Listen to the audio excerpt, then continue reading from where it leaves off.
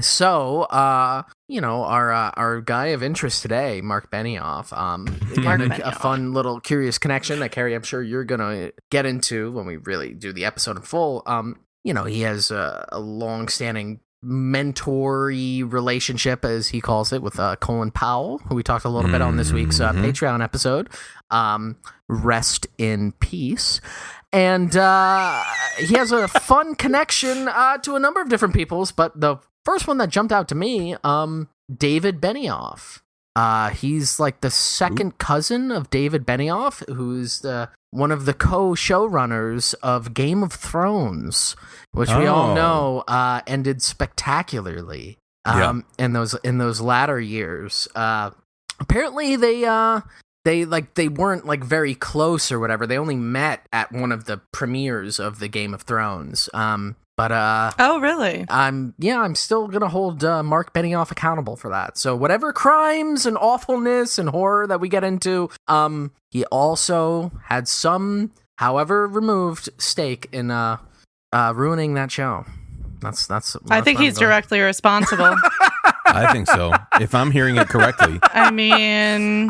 Look, there's a lot of questions. Did Marc Benioff call and say, sure, they should go beyond the wall in season 7 in this ludicrous plan to grab undead white? Again, this is the only reason this has any salience to Marc Benioff. Today's topic is because it's tangentially related or whatever. But David Benioff's dad was the chairman of the New York Federal Reserve Bank and was on the Brookings Institution, the Council of Foreign Relations, and was on President Bush's the Intelligence Advisory Board.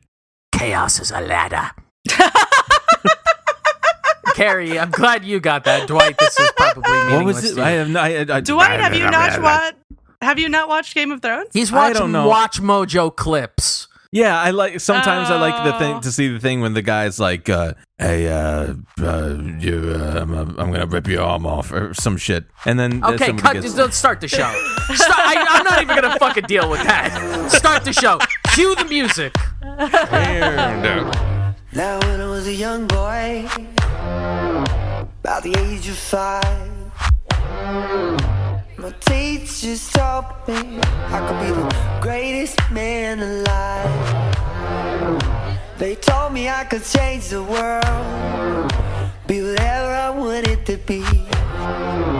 There was no one in the world like me.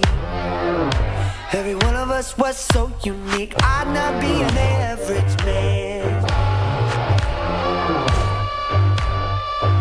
No sir, I'd be no average man.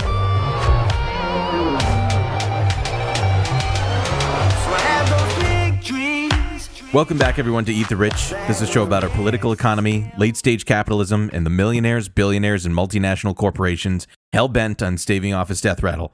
I'm Dwight, and today we have with us Shane. Salutations. That's nice. And we have Carrie. Hello.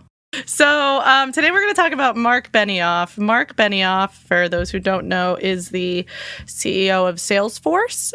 You might have heard about him in the news in the last couple of years because of something that we'll talk about a little bit later in the show, which is Salesforce's contract with CBP. But I, in preparation for the show, read one of Marc Benioff's books. And believe it or not, even though he's a very busy CEO, he's written several books. He makes time for it. Mm-hmm. And the one I read was Trailblazer. And if his other books are anything like Trailblazer, then they're all about how amazing Marc Benioff is. I guess when you're rich, you just can write books about how awesome you are. Yep.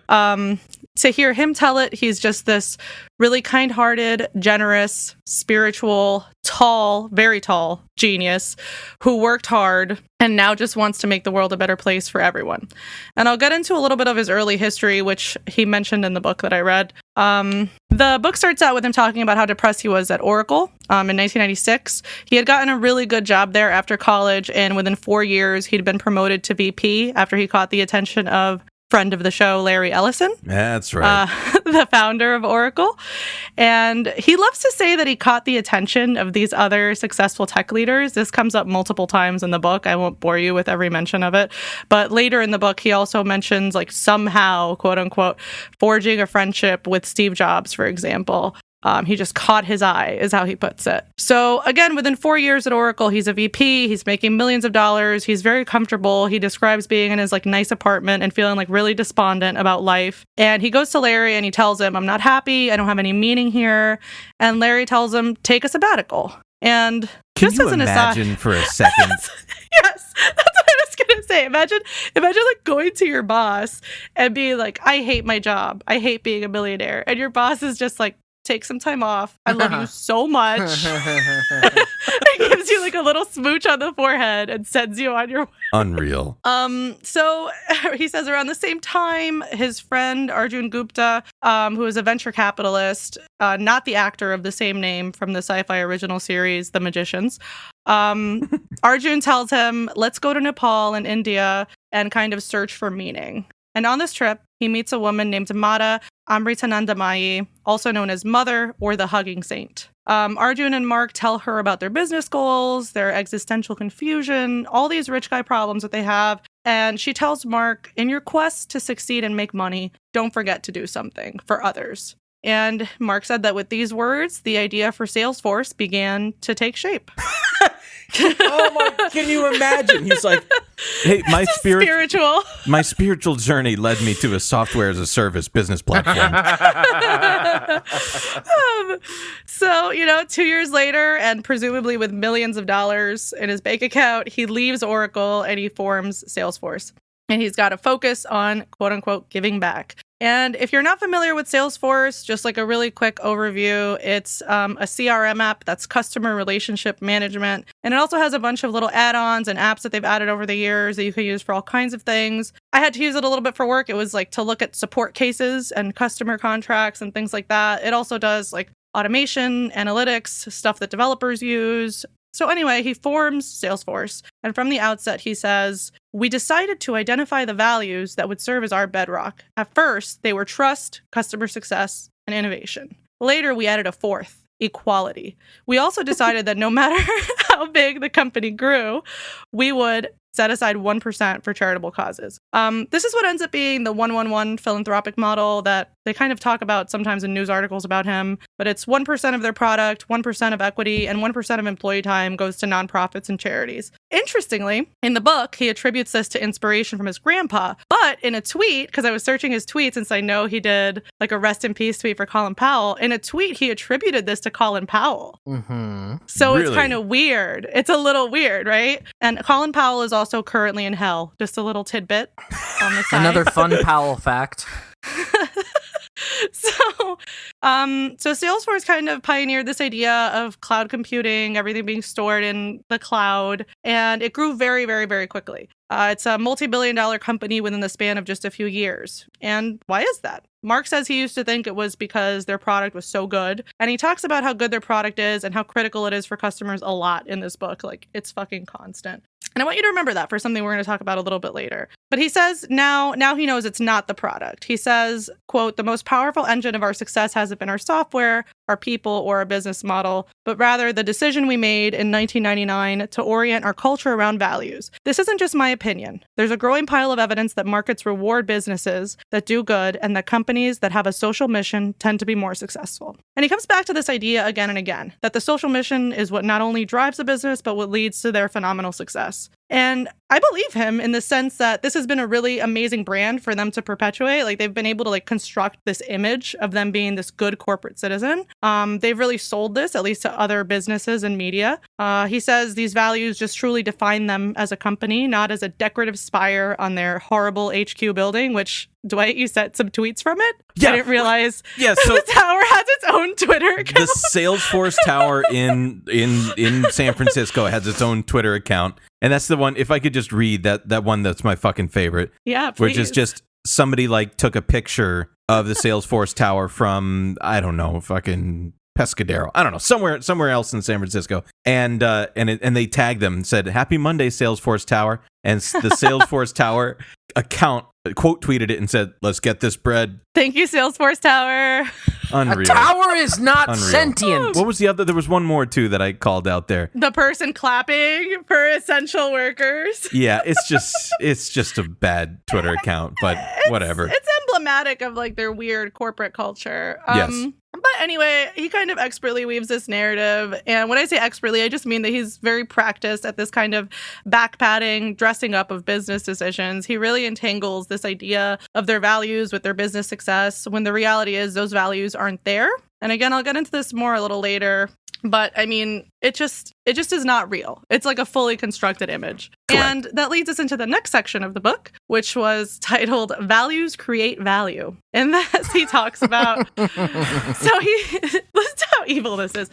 In this section of the book, he talks about being a speaker on a panel at the annual World Economic Forum in Davos. And the focus of the panel was publicly eroding trust in early 2018 related to things like privacy breaches and Russian-backed voter manipulation. Those are the two things that he names as eroding trust in the tech industry. Oh, God. He talks about his love for technology and how transformative it is. He talks about breaking down barriers between humans and machines, how everything is interconnected. And there's a really good quote from this chapter that's, I've always believed that technology holds the potential to flatten the world in wonderful ways, to foster a more open, diverse, trusting, and inclusive society, while creating once unthinkable opportunities for billions of people. Just 1 year from the publication of this book, it's likely that more people on the planet will have mobile phones than have running water and electricity in their homes. I'm not sure that's actually good. What the fuck? What the fuck? Not sure. More I'm people not sure will about be that on one. Pinterest than have access to medicine. Thank you, technology. Thank you so much to our tech overlords for that. Oh, God. I did transcribe here also a longer quote because it really gets into something I want to talk about.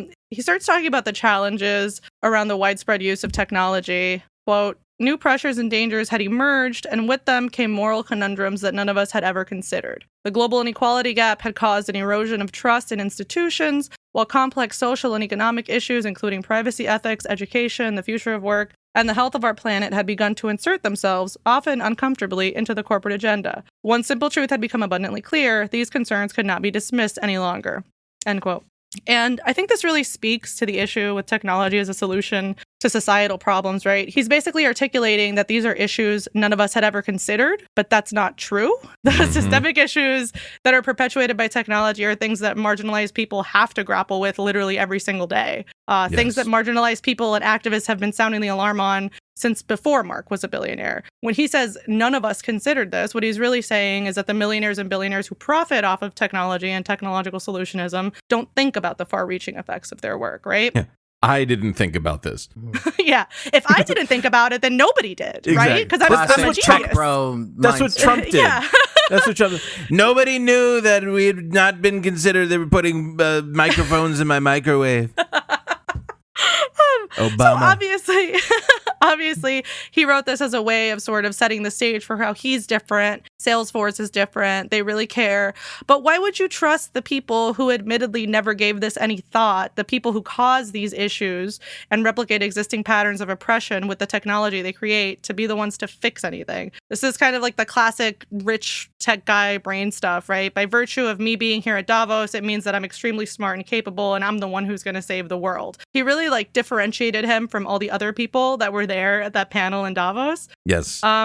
He goes on to describe getting in trouble for what he said there. After the CFO of Alphabet remarked that she believed the public hadn't lost trust in Google because everybody kept using their platform, he said, trust has to be your highest value in your company. And if it's not, something bad is going to happen. And he thinks this pissed everybody off that he said this. And perhaps I just have to interject because perhaps, Google fucking C-suite executive, they're continuing to use your services because you have a monopoly. They have to. Yeah. For a lot of things, you just have to use Google, right? But he also said, when CEOs won't take responsibility, then I think you have no choice but for the government to step in, which really did piss people off. And he says many tech leaders called him to complain and said that he broke ranks. He said his wife started calling him the regulator. And he's really...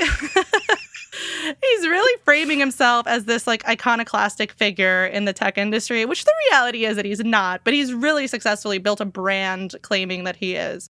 Maybe he goes on. Oh, sorry. No, go ahead. I was just going to say, maybe that would be a good time just on the mark that he, again, he sort of brands himself as, he's definitely tried in the last few years to turn himself into this public figure, kind of tech guy in the way that a number of these guys have, almost like I'm a philosopher king, and I go on the news and I talk about this stuff. Maybe this is a good time to explain what Salesforce is. I hope somebody does, because no one can fucking tell me what they do. I thought I did. No, I explained it really briefly. But you explained it's like customer relationship management and shit like that. Yeah. But like, even so, like, that seems to me like a relatively inconsequential thing that needs to like happen.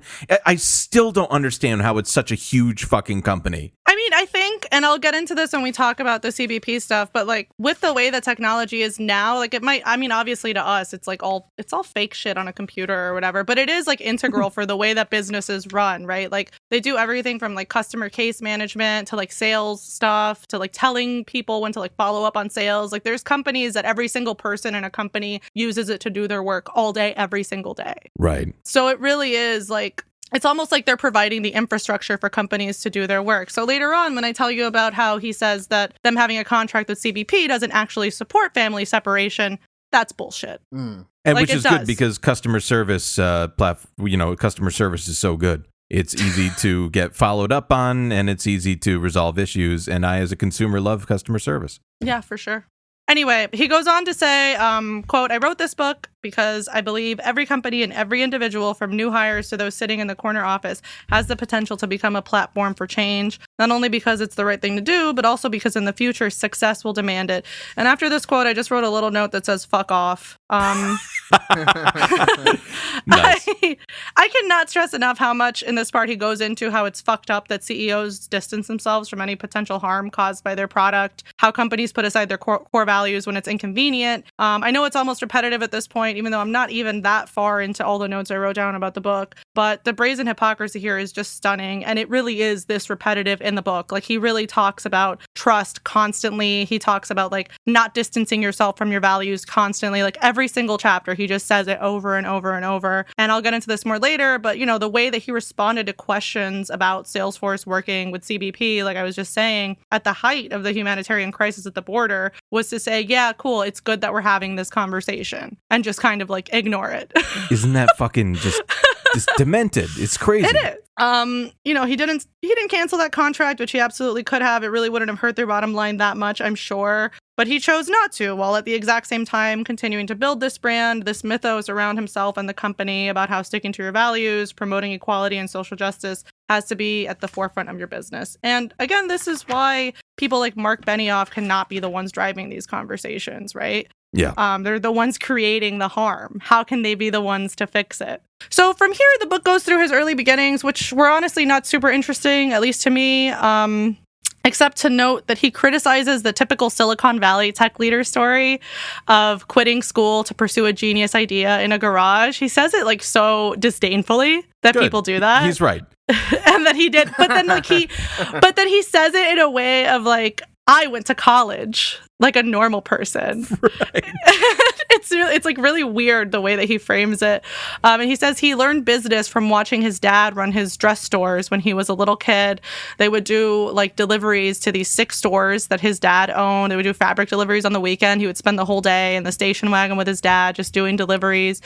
And he talks about how he was like really smart, but like really socially weird when he was a little kid. I'm sorry. I'm just like, I'm developing since we have always like a prefabricated billionaire or origin story. I'm just, since there isn't one here, my brain is filling in the vacuum of him like being on the weekends. I would go with my papa to go deliver fabric to the different stores. When I was lucky and I was being a good boy, then I would sit on his knee when he reversed the truck. Incidentally, I realized while I was listening to the audiobook that it's not narrated by him, but like the voice of the guy doing the audiobook is just like indelibly linked in my mind. Like I just think it's him. And I just came to like hate his voice completely because it's all written first person. Jesus. But he talks a little bit about his childhood, and he tells this weird anecdote that's supposed to support what like a tenacious genius he is, where a teacher asked him to draw a circle, and instead he drew a line, and his mom got called to the fuck up. What the fuck? His mom got called to the school for that, he said, which just has the vibe of someone who like never got in trouble at school making up a story. Okay, right? I take back what I said about the dumb billionaire origin story. Here it is. So then as a teenager... Wait, what was the like purpose of drawing the line? Like, why did he do... He doesn't say. Was it like rebellion, or was it like actually a circle is a line? I think the implication is that he was so like rebellious and free thinking, though he doesn't say that. So instead of doing what he was told, he did a task that was more or less what he was told to do, but just failed to meet the expectations of the task that was assigned to him. And his mom understood that he did it because he was such a genius. He stresses that his mom like really understood him and didn't get him in trouble, even though the bitch teacher. They were actually giving him that test that they give to people who have like onset dementia or whatever, where they have to like draw like a clock. He just drew a line. He drew a line, yeah. Listen, Mrs. Benioff, thank you for coming in. We're concerned about Mark.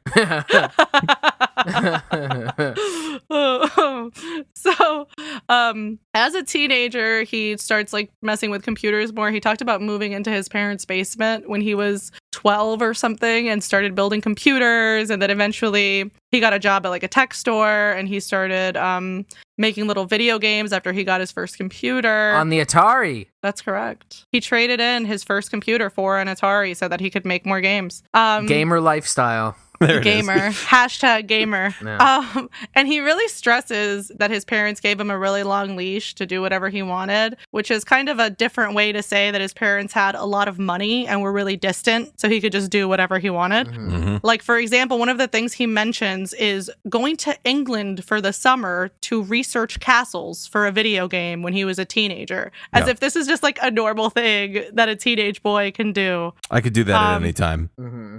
No problem, especially as a child. I'm doing it right now. So, and he does directly talk about his dad being distant and really wrapped up in running his clothing business. And he cites this as part of the inspiration for Salesforce. He really just loves saying that different stuff inspired things. And he kind of just like says whatever, because he says this about multiple things. But he said he wanted to use technology to facilitate every kind of business process that might keep someone from working really long hours and not being able to spend time with their family, like his dad. And by the way, that's not ever what actually happens when a piece of software makes work easier, right? It just means they end up finding more work to give you to do. Correct. Maybe if you run the business, that's what happens, but not as a worker. But he says very dramatically, it's as if I was trying to reach back in time and lighten my father's burdens. He's just such a good guy, you guys. Oh, God. He's just so good.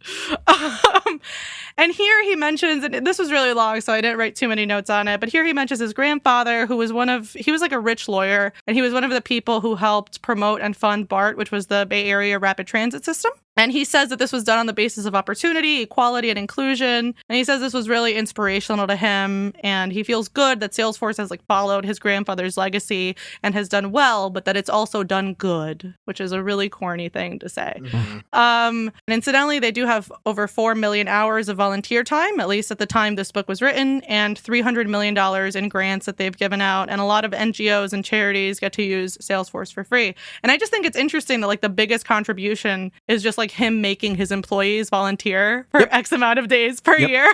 Yep. Like that's not that good.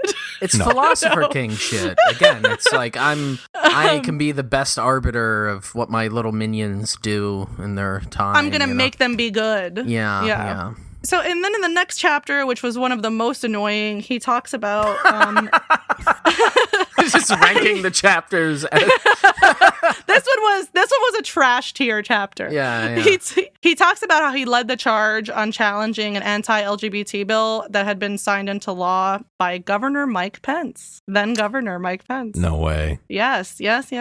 This chapter is really, really just him talking about how amazing he is and how much of an ally he is. And at the same time as he's saying this and how much the religious freedom bill like upset him and made him worry about his employees, he explicitly says and stresses that Salesforce is not a political organization and that their values aren't tied to any one party, but that he had to do the right thing. But it's just like, it's so wormy. Like, he can't just say, like, the Republicans are doing something bad. Right. He can't say that. Mm-hmm. Because he was a Republican. He makes it sound really like he was the only one brave enough to stand up to it, which is just very clearly not true if you look at the news articles from back then. I mean, it's the same thing of the, like, nobody thought of this until I thought of it. Exactly. Nobody it's noticed the this exact problem same until thing. I noticed it, right?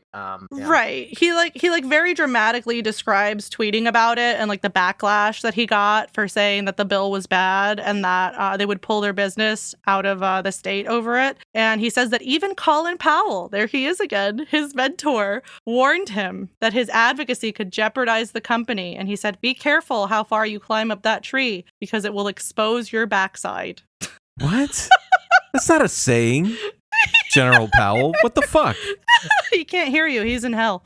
So he says he ended up having a phone call with Mike Pence, and he said, you got to change this law or we will bring a rolling thunder of economic consequences against the state of Indiana. And I believe eventually a different version of the bill was put into law a few weeks later, and he basically fully takes credit for this. He doesn't mention like the activists that might have been working on this. He doesn't really say anything else of substance, but the point here is very clear that he's like a savior of LGBTQ people in addition to all the other people that he's a savior of. And this one actually also has one, even though I said it was one of the most annoying chapters, has one of my favorite quotes from the book, which is, quote, intolerance and fear are the enemy of progress and profit. It's just quintessential philosopher king bullshit. It's again tying that idea of progress and profit together, right? Like it's just so nakedly all about the profit, but he knows that he needs the appearance of progress to maintain that. Mm-hmm. And I believe by this point in listening to the audiobook, I had increased the speed to 1.5 times. Yeah, let me paint a picture here for you, just to take a little step outside of the story and get the meta text. Right.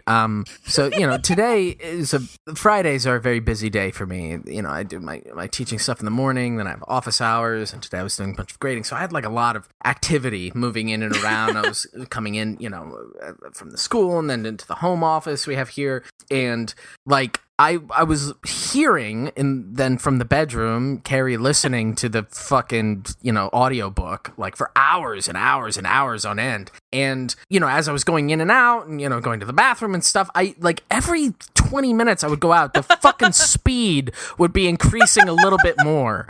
And it got to a point where it was like, and Carrie was like taking notes, and it was like, it was making me insane because I was like trying to take a shit listening to this like weird, corporate speak pablum of like, trust and security are the most important things in your values for your company. And when you gotta,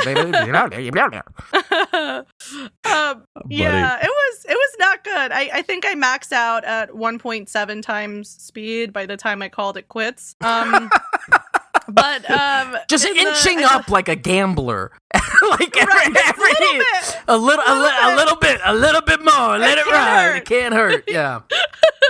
And then at this point, he really gets into like really boring business guy anecdotes that I really don't want to bore our listeners with. If you've ever read any kind of like corporate book, it's just the same shit. That he just talks about like being close friends with like the CEO of Toyota, some crisis Toyota had. It does not matter. But the takeaway of that chapter is about trust. Again, he talks about this fucking constantly. He believes CEOs have a responsibility to build trust and that they should take a lead on policy changes, which is a little bit concerning. I don't think CEOs should be in charge of policy decisions.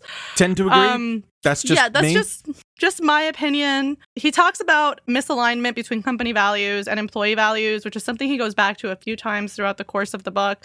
He stresses how difficult it's going to be to hire younger generations unless you create a corporate environment that projects this image of being progressive, which again just kind of lays bare what it's about, right? And that's not to say that it's bad to talk about these issues. Obviously, it's good to talk about like inequality or marginalized people.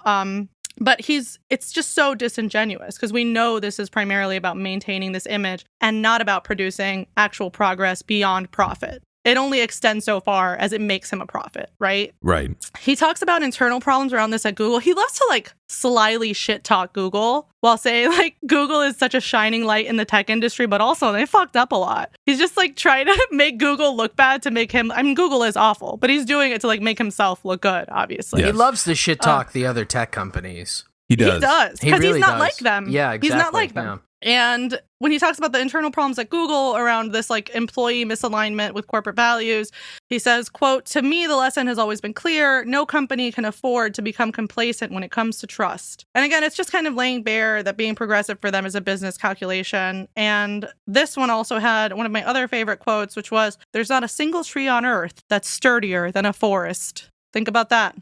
Reflect on it. Can you say that again? There's not a single tree on earth that's sturdier than a forest. That's not how apes forests together. work. Apes together strong. Yeah, apes together strong. Yeah, he brilliantly came up with the idea of the fascists. Genius, Marc Benioff. You're 2,500 years late. Yeah, that's like...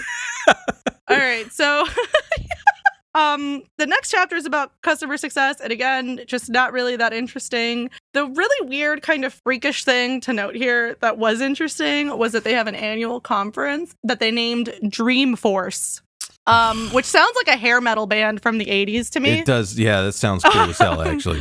But it's a conference for people who use and love Salesforce.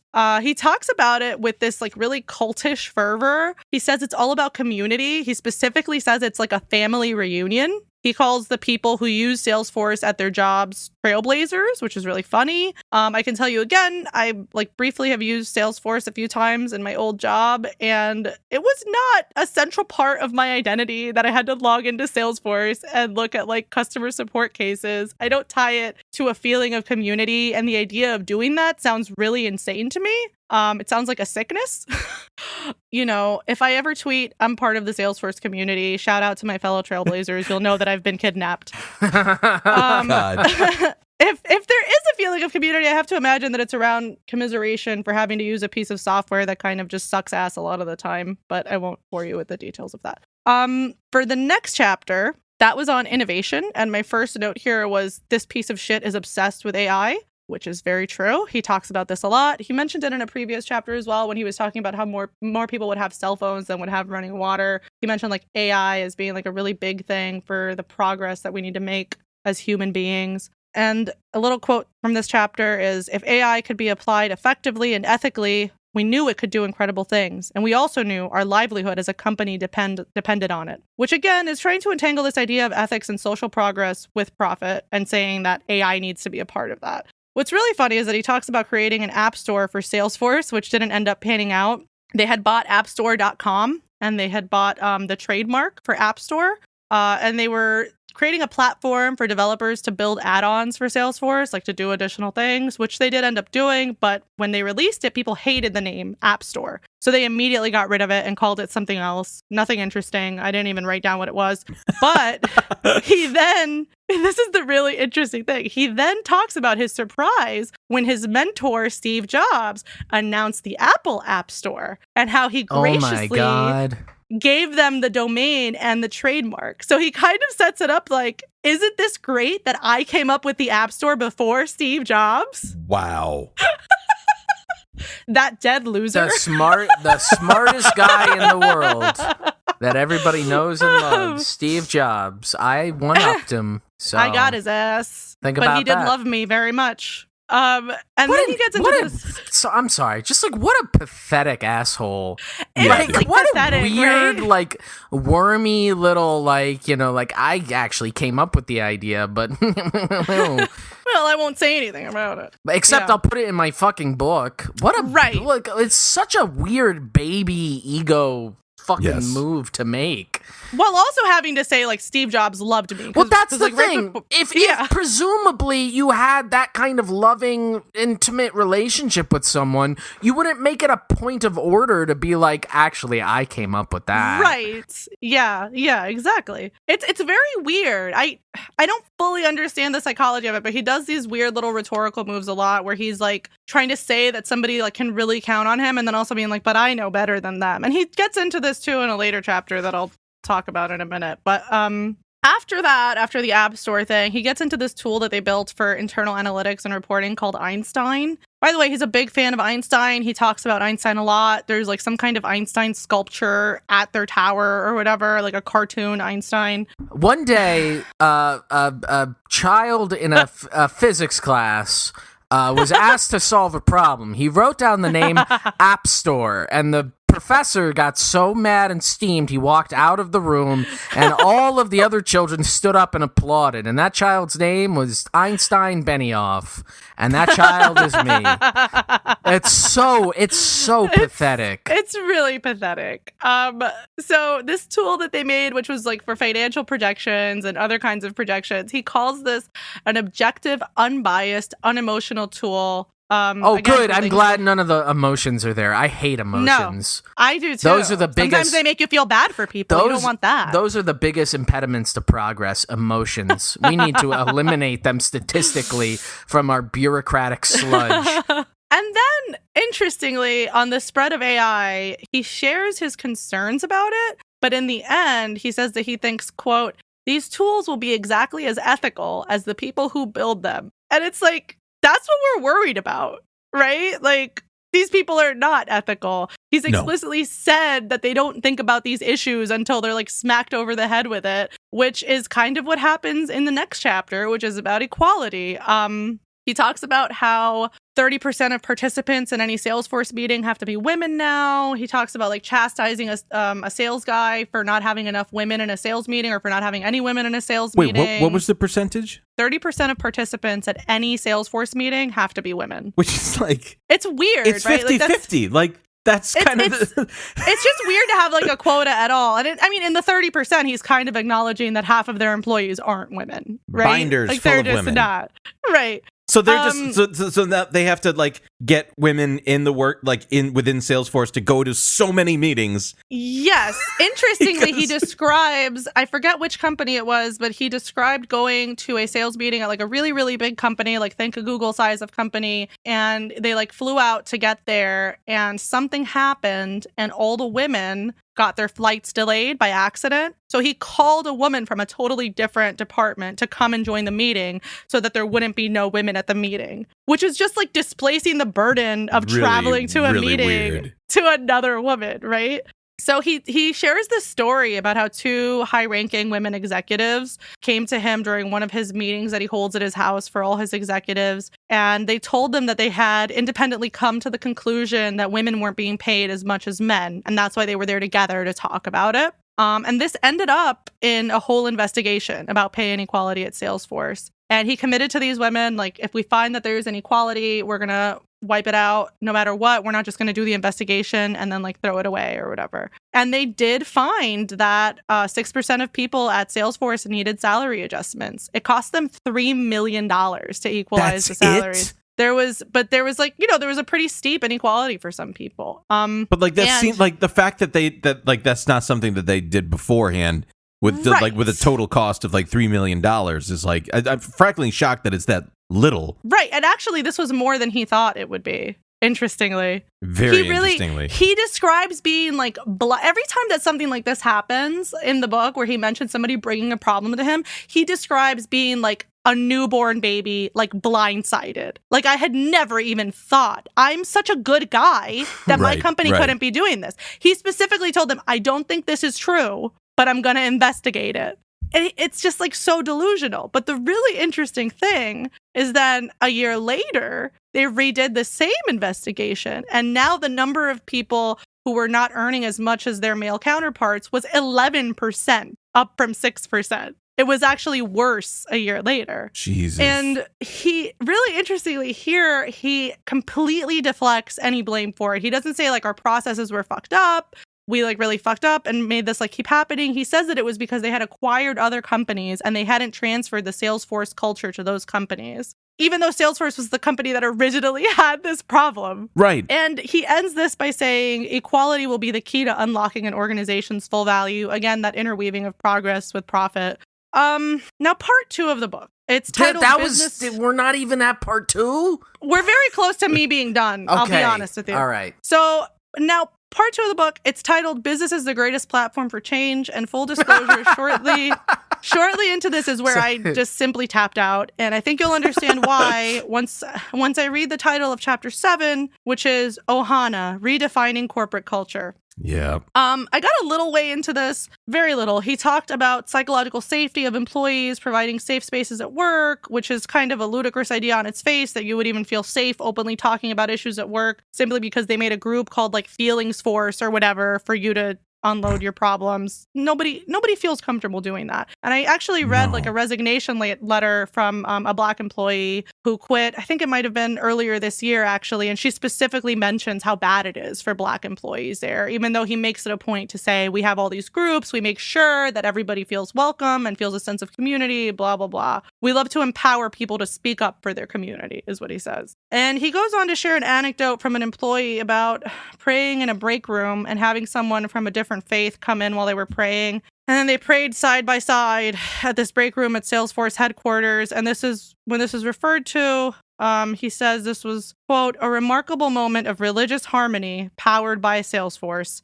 And that's where I stopped. My God. My self-loathing only extends so far. I did go back and listen to the epilogue, and we can get into that at the end. Dwight, I think you had some stuff that's like related to the culture, Ohana, stakeholder capitalism. I just need a minute. After that. Like religious harmony powered by Salesforce. Like that happened, right? Like, TM. Oh yeah, definitely that happened. Yeah. Oh God. It was too much. Even at 1.7 times speed. I couldn't listen to it. I couldn't do it. It was accelerating at the same rate as like the galaxy brain meme, you know, like. So I wanna pick up pretty much right where you left off, with the corporate culture stuff and like, what happens within the corporate culture, and especially, in any tech company, it's just like remarkably white male dominated. And so I want to just read just to illustrate that, like you were saying, that this Black employee, this Black senior manager, in fact, who resigned and made a very public resignation letter. I'm just going to read from this Forbes article from, it was earlier this year. It was from February by Mark Murphy, called "A Fast Way to Test If Your Company Has Problems with the Discrimination in the Workplace." And so it reads, just to flesh it out, it reads as follows. You may have heard that a leader with Salesforce recently resigned over frequent discrimination at work. As first reported by Protocol, Cynthia Perry posted her resignation letter on LinkedIn saying, "I am leaving Salesforce because of countless microaggressions and inequality. I've been gaslit, manipulated, bullied, neglected, and most importantly, unsupported the entire time I've been here. Salesforce for me is not a safe place to come to work. It's not a place where I can be my full self." And, and this is interesting. It says, in the leadership IQ study called Leaders Don't Want to Hear About Discrimination in the Workplace, we surveyed 5,800 employees and leaders. Among the 24 discoveries was that only 29% of people say that management at their organization always listens to an employee's concerns about discrimination without blame or defensiveness. Even worse, only 11% of Black employees feel that management always listens to concerns about discrimination in the workforce without being defensive, while white employees are approximately 250 times more likely to say that management always listens without defensiveness. Which is, again, it's not at all surprising, right? I mean, no, yeah, of course. In these white-dominated workplaces, especially with like tech companies, it's just like rampantly racist and discriminatory on basically all fronts. Absolutely. And I just want to mention this. This also happened in March of this year, which was interesting. It says somebody hijacked. This is a CNBC article by Jordan Novitt. It says somebody hijacked Salesforce's LinkedIn account and posted support for Black Lives Matter. So this is very interesting, and I'm just going to read like most of this here. Salesforce has said before that Black Lives Matter, but a message posted to the software company's LinkedIn account last Friday expressed the sentiment about racial equality more vigorously than usual, which I like. It says, "Hey everybody," this was the post from Salesforce's account. It says, "Hey everybody, we just want you to know that while CPAC is going on, Black lives still fucking matter. Peace." Big shout out to whoever posted that. And then, of course, it says here, this was a spokesperson to CNBC from Salesforce said, last Friday we became aware of unauthorized access to one of our social media accounts.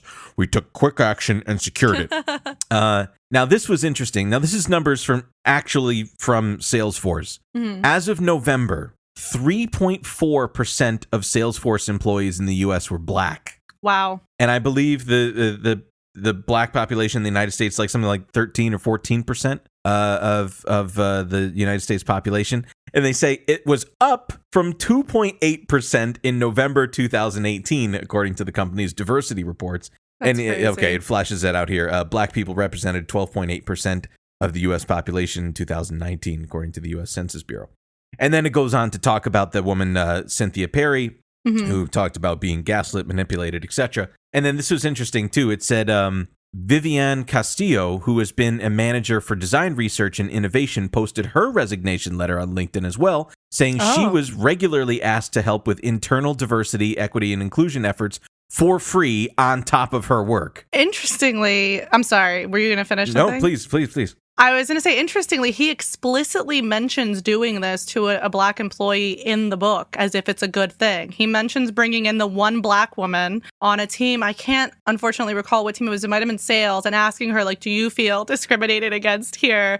She was like, there's not a lot of people here like me or whatever. And he immediately, like, put her in charge of a diversity effort. So this is just like a regular thing he does. So this is, I don't want to get too much of a tangent on this here, but like, again, when you put the burden of, fixing this amorphous kind of idea of just like racism in the workplace at a tech company and shit like that, and you displace that work onto the people that are suffering the consequences of it, right? It's just fucking insane. And what it's saying is like, I as a white CEO are completely abdicated from my responsibility for this. And all I'm responsible for is simply lifting, the voices and displacing the work onto them. I mean, I have this vision of in my mind of like a person of color sitting at the end of like a boardroom table and like 20 white people just being like, well, right, what do you got for us?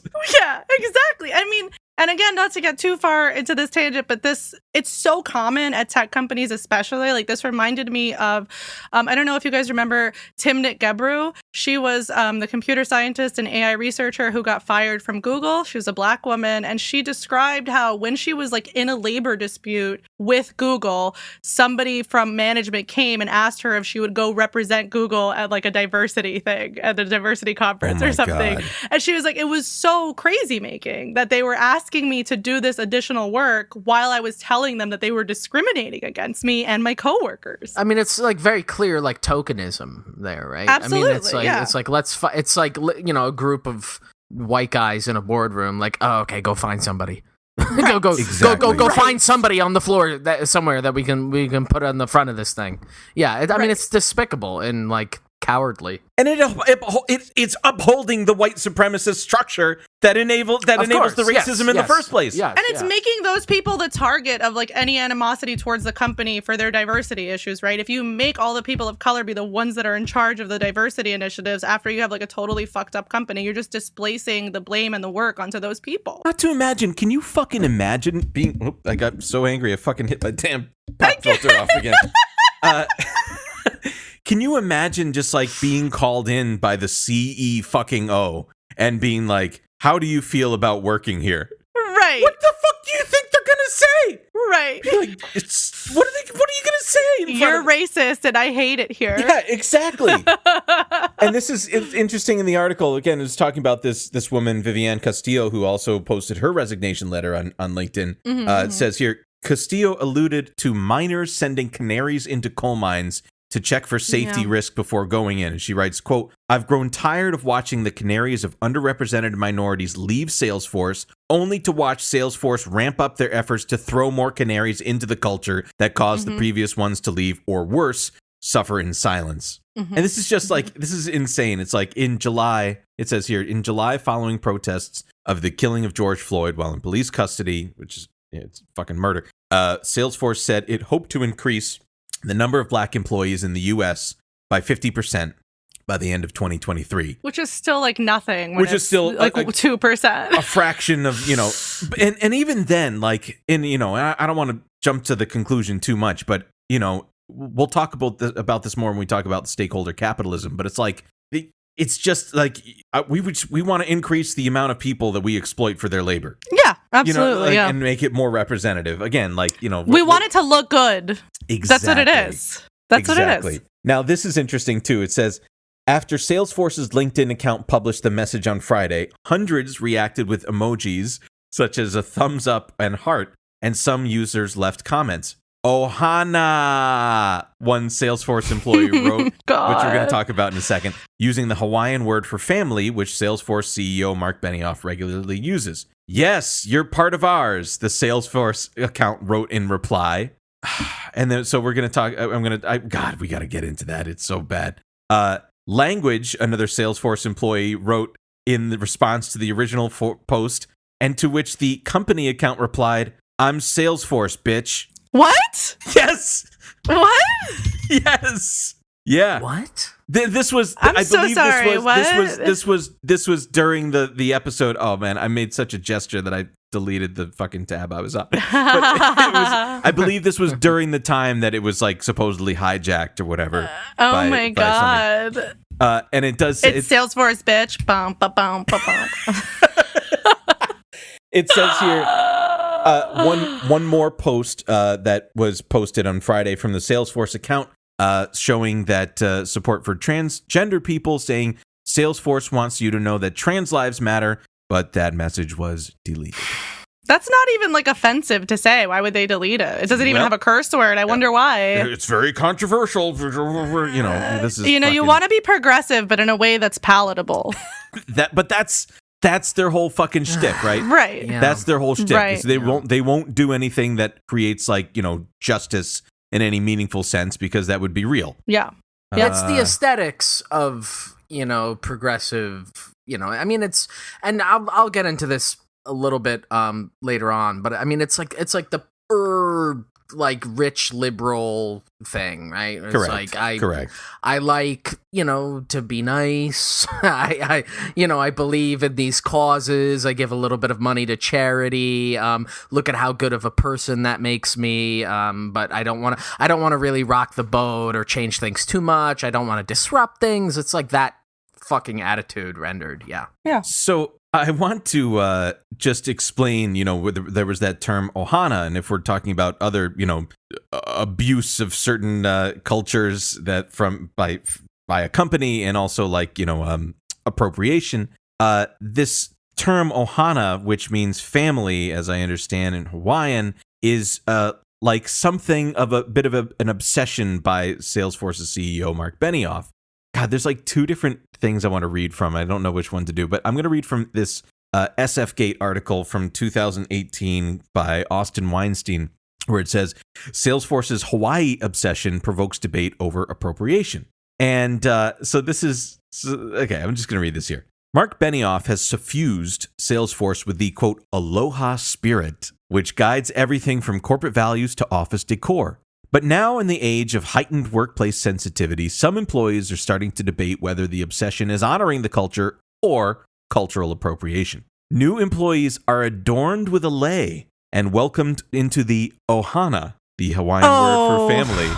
Maybe they'll have a meeting in conference rooms, makalauna or halakahiki, and at the end of the week, they can join many of the nearly 30,000 employees in wearing Hawaiian shirts, because every Friday is Aloha Shirt Day. Okay, he mentions this in the book like 10 times that he loves Hawaiian shirts. He loves them. So it says here, the Hawaiian theme has been an integral part of the corporate culture since the beginning. Benioff, the high-profile co-CEO, took a sabbatical after nearly a decade of Oracle and, quote, rented a beach hut on the Big Island of Hawaii, swam with dolphins, and embraced the spirit of aloha. Is this the same sabbatical that he went to Nepal and India? I don't know. I'm sure it was. Or does he have like alternate sabbatical stories, just like he has like alternate inspiration stories for the 111 He takes a sabbatical every couple weeks. Oh, I hate him. You got to clear your head, man. You got to dip your toes in the sand. You got to swim with the dolphins. You know, he takes a sabbatical every morning after a cup of coffee. It says, according to the he's blog, gonna take a sabbatical. We're gonna give him a sabbatical at www.twitch.tv /sabbatical. Patreon listeners will understand, but we're please just don't do it. Don't listen to it. The last one. Don't listen to the last episode. When he's helped start Salesforce, the motif stuck. According to the blog, the quote aloha spirit is one of inclusiveness, compassion, caring, and quote enjoying a healthy dose of fun. Benioff sees it as a passion for giving that is the key tenet of corporate culture. But some employees have begun to feel it's gone too far. So again, like, he's too nice and good. I just like, this is strong, like, fucking study abroad energy. Yes. You know what I'm saying? Like, he was just like, well, in France, you wouldn't dream of having dinner before fucking 9:30 or shit like that. You know, it's like he went and enjoyed it so much that he makes everybody fucking live through his dream. I'm trying so hard not to yell right now. There's like an inverse. If you had a pop filter, you could punch it off, but there's an inverse quotient to like the amount of serenity that this weird appropriation Pacific Island culture thing that he's like tried to extract and like introduce into is like the serenity that brings him is directly correlated to the anger that it's producing in me. Like, yes, every moment that he like exhales calmly and says like namaste, aloha, my friends, like in the most obscene orientalist, racist, fucking neo-colonialist, whatever. Like, I'm just like, I am at Pearl Harbor in my mind. Oh my God. That's the vision of Hawaii that it's giving me.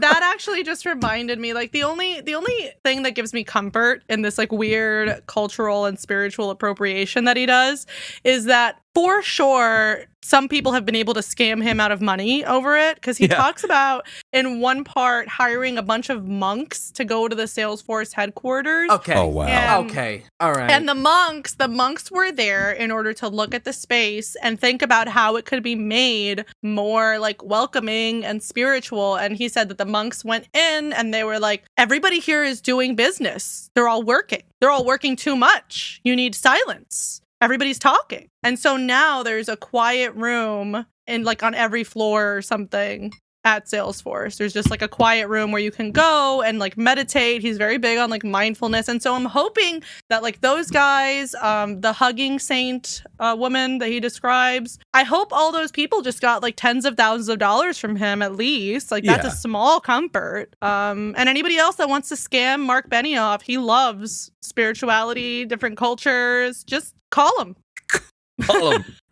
Call him, tweet him. His @ is @Benioff, BENIOFF. I don't want to belabor this because I think, we get it. Like, it is cultural appropriation. I mean, no matter how you fucking cut it. And I just have to mention that in this article, they cite two people, members of the company. I guess, I don't know if you call them members of the C-suite, but there's Chief Equality Officer Tony Profit and Chief People Officer Cindy Robbins. I was just like, oh, God. The phrase Chief People Officer is like my activation phrase. Unreal. Like, I don't know. It's just so awful. It's, yeah. I was going to say, interestingly, there's a part in the book where he describes showing up somewhere for like a Salesforce meeting and somebody had brought a table, or they had placed a table like in the entrance room that was made out of wood from Hawaii. And he describes being so pissed off that they thought that this was what Ohana was all about. And he said that these people didn't understand Ohana like he does. Jesus Christ. And it's just so weird. I want to talk about his stakeholder capitalism please. in a second, but I just want to say... Okay, go ahead. No, sorry. Go ahead. No, I was just going to say, I was going to say that the whole like affect that this rendition of his like thoughts and his, again, the corporate culture and this weird appropriation, and specifically this kind of like island new agey, again, orientalist appropriation, whatever. I would say he would be in his like Jimmy Buffett stage, but if you look at the guy, it's clearly Jimmy Buffet. I'm sorry. Oh! I'm sorry. Oh! Got him. That just reminded me. I could say that I'm fat. That's right. You can say it, honey. Thank you. And that just reminded me of the clip of the two guys singing like, "I'm an island boy." Yes.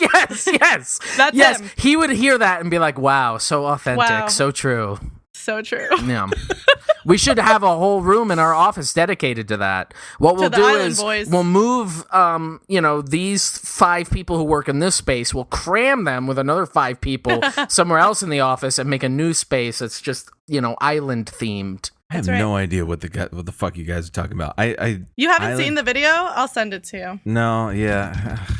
Whatever. I think I bookmarked it. So I want. Yeah, I'm gonna watch this later. Click. I want this on demand. Oh, these fuck! I haven't listened to this with any sound on because I just saw the image and I was so jarred. So I just want to mention too, like an interesting thing that Marc Benioff did is he's tweeted that he would. As a reaction to the Texas abortion ban, he had a tweet saying Ohana, meaning like, hey, I guess Salesforce employees. Family? Yeah, if you want to move, we'll help you exit Texas. Your choice.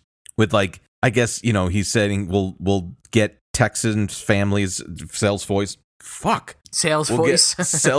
We'll get Salesforce from Benson Hoist.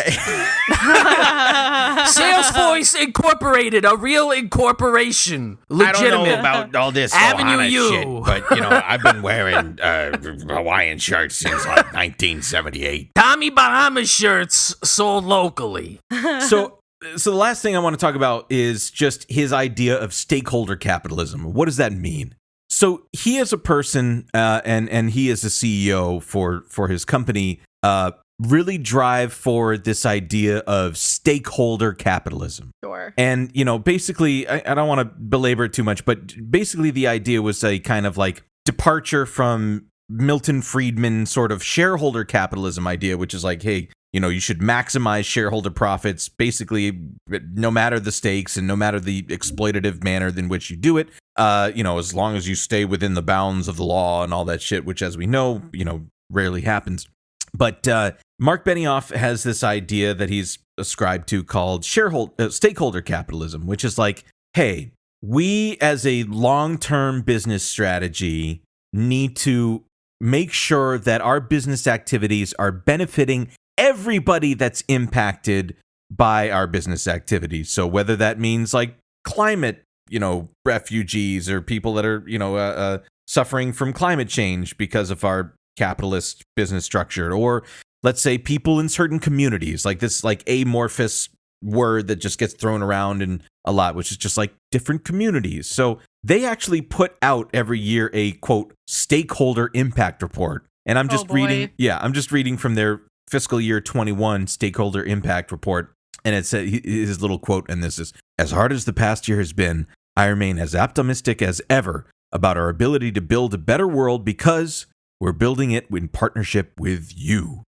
And it's just like, what is it? So he says here, at Salesforce, we strive to embody stakeholder capitalism, a commitment to serve all stakeholders, including our shareholders, customers, employees, partners, communities, the planet, and society as a whole. We believe that the business of business is improving the state of the world. It starts with trust, our number one value, and the key to trust is transparency. For stakeholder capitalism to be successful, companies must transparently manage and disclose environmental, social, and governance factors. That's why each year we produce this comprehensive you get it.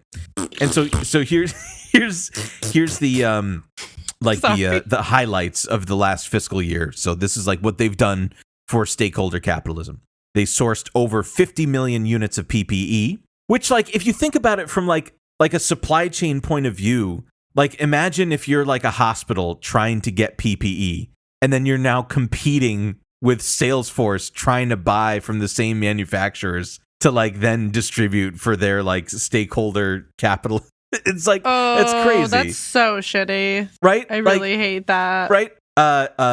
They donated over $7 million to support small business, which again is like a fucking rounding error for them. They established our Racial Equality and Justice Task Force and committed $200 million in donations and organizations advancing racial equality and justice. And then, so, here's their highlights. They've contributed to restore 100 million trees by 2030. They donated $1.5 billion to discounted technology, grants, and volunteerism.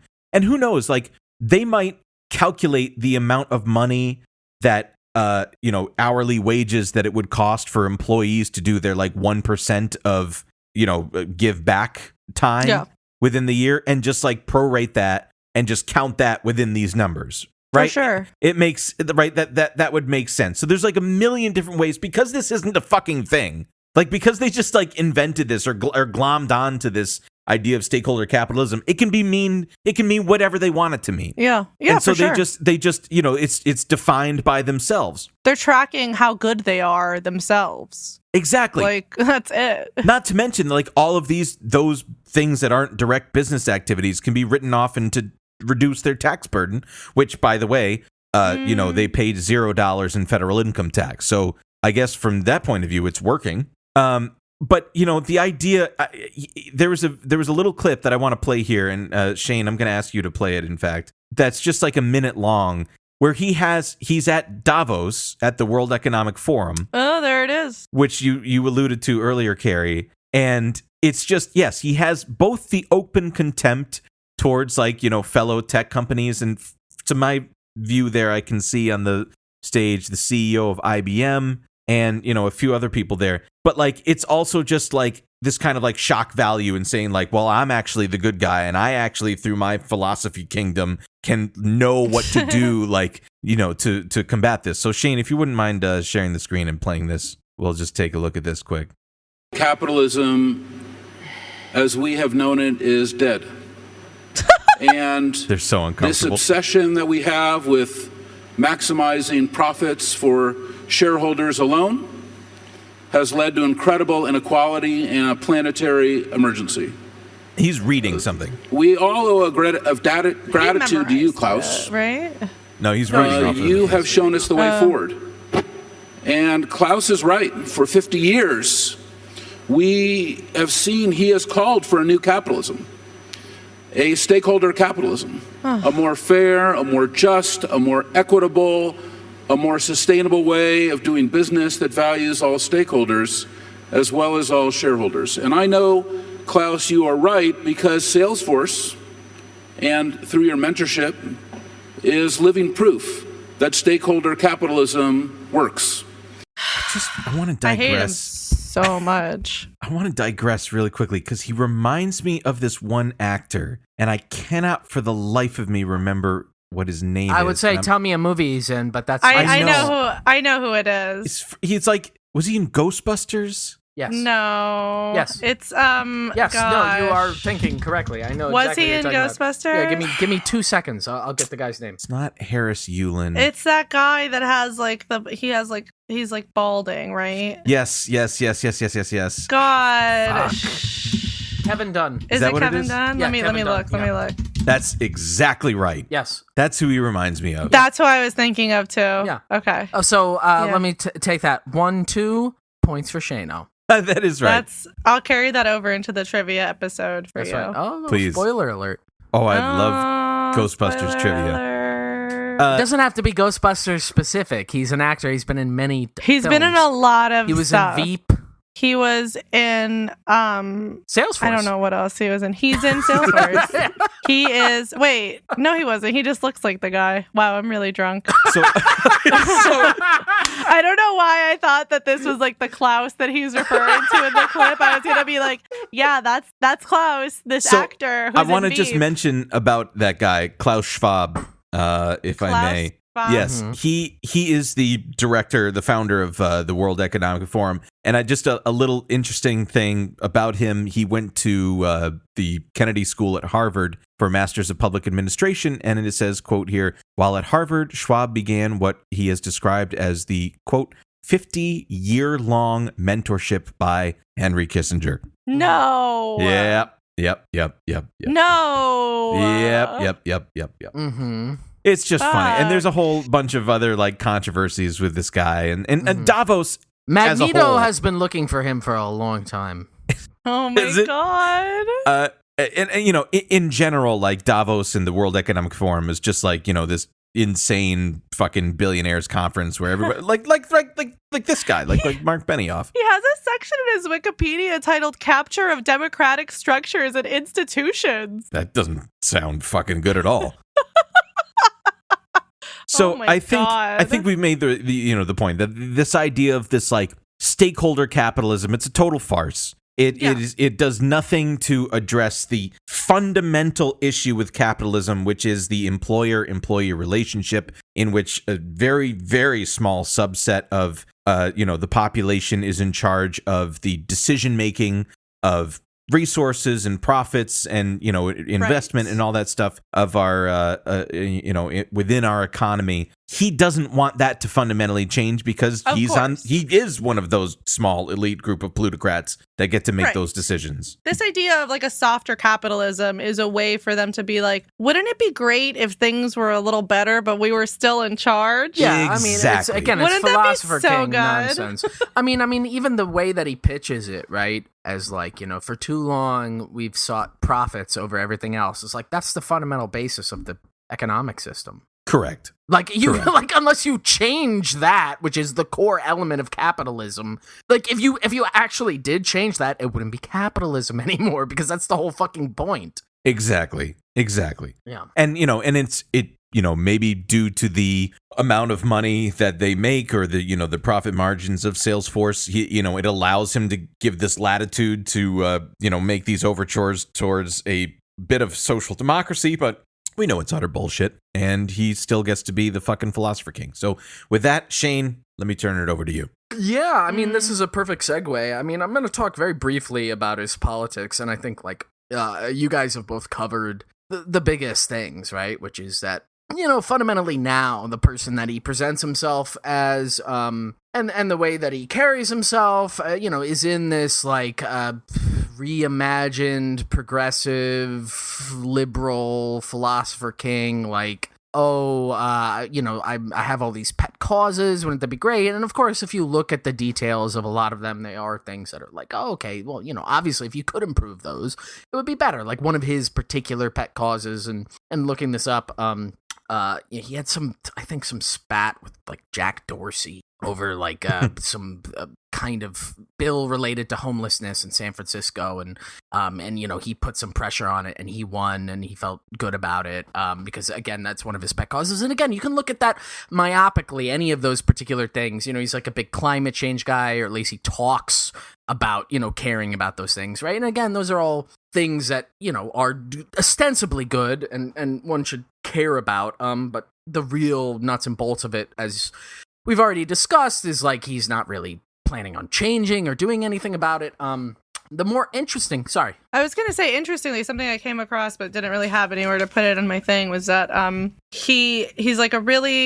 he's very interested in solving the problem of homelessness, and he did some $30 million initiative to research homelessness. And one of the things I came across when I was researching was an open letter basically saying, people have already studied homelessness. Why are you spending $30 million on this instead of fixing it? What you could do is give that money to the homeless. It's the same rigmarole of nobody's ever thought about this problem before. Right. Now with my amazing genius and aptitude, I can put forward some very pissant resources compared to the rest of my net worth. And speaking of which, because we haven't really talked about this, but it was interesting because the little bits of information that I was gleaning that are sort of relevant to his contemporary political activities that I'll get into in a second, are mostly obviously from the last couple of years, particularly since the 2016 election. And there have been a couple of moves that he's made in the last 5 years or so. And in 2016, his net worth was around $6 billion. And that was, also, as we'll get into, that was the turn of like really when he started to be more public and advocating for particular things. So in those 5 years, how much do you reckon he's given away of his wealth or done anything with his resources? $1 million. I mean, how do you think it's impacted his net worth is maybe a better question. I think his net worth has skyrocketed. It's basically doubled in the last 5 years. Right. He's worth now somewhere, I think I was looking at some, the Forbes tracker thing, and as of today, he's worth $11 billion. That's because he works so hard and he's such a good boy. And they have a nice little a widget or whatever to track that. Just today, he made $88 million by doing that. No fucking way. That's how much way. His net worth increased just today based on investments and other things. I did not make any money today. Now, oh my God. I'm so far behind. You gotta waste money to waste money, as I always said. Okay. But speaking of Forbes, one of the other interesting points is, would you believe it or not, he was a Republican for quite a long time. What? Yeah, I know. Unbelievable, right? Can you believe it? In fact, his very first political contribution he made was in 1996. He gave to Steve Forbes, who was running for the GOP nomination as sort of like an outsider figure. Obviously, didn't really go that far. Loser. Nothing too extreme or bizarre or worth mentioning. Although I did find in this one like Vox article about sort of some of his older political background, he got a appointment in the George W. Bush administration, very briefly, to work. He was the co-chairman of something called the President of the United States Information Technology Advisory Committee from 2003 to 2005. And if you want a sense of, I think, what our general collective, but also my particular disposition of what should happen to anyone who worked in the George W. Bush administration, I can refer you to our previous Patreon episode, or you can go to twitch.tv/ no, et cetera. But I was trying to find out more details about what was going on there, because that's like, I had to dig around for that, right? Like that's not like something clearly now he would put very publicly. I wonder why. There are a few little scattered sources talking about that. I'm sure like a lot of things, it was like some make work nonsense committee where they just sat around and talked about bullshit. But just as a curious little side note, and sort of just Googling Benioff, George W. Bush, and trying to find where the connection points that were there. In Game of Thrones, in season 1, apparently, at the end of spoiler alert, Dwight, I don't think anybody else at this point hasn't watched it. At the end of season 1, Ned Stark gets beheaded, and then there's a scene where the horrible boy king shows, Ned Stark's daughter Sansa. Dwight saw that on Watch Mojo. the various heads on spikes that he has outside, and apparently one of them. I'm going to send it right now. No, what is it? No. One of the heads on spikes in that sequence is actually a prosthetic cast of George W. Bush's head. And the is because I guess at least their argument was like they just didn't have the money to like have a whole bunch of new heads made, so they rented out some already existing prosthetic heads. One of them happened to be like a George W. Bush head. They put a wig on it. And then they made this as a comment on the DVD commentary, and then like HBO had to release a statement being like, we're so sorry if this has caused any offense or whatever. But in any case, season 1 episode 10 Game of Thrones, there's a brief shot of George W. Bush's head beheaded on a spike outside a fortress, which I want to be very clear is something. Whoa, okay. Bleep.